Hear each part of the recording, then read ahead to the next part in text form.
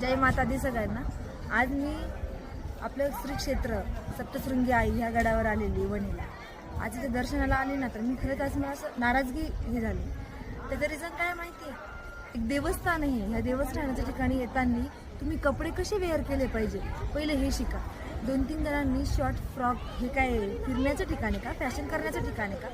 ट्रस्टीवाल्यांनी जे short dress घालून येतात ना त्यांना मध्ये एंट्रीज दिली नाही पाहिजे। अरे आपण देवाच्या ठिकाणी दर्शनाला येतो, इथे फॅशन शो करायला नाही आहेत। त्यामुळे येताना तुम्ही डोक्यावर पदर घ्या असं म्हणत नाही मी, तुम्ही साड्याच घाला, पण तुम्ही परिपूर्ण असे कपडे तरी वेअर करू नये जेणेकरून दर्शन घेताना आपली स्वतःची लाज नाही वाटणार। एवढे फ्रॉक घालून कुशाला अर्ध्याला मांड्या उघड्या करून देवदर्शनाला चालता, कशाला येतात देवदर्शनासाठी फोटोशूट करायला का?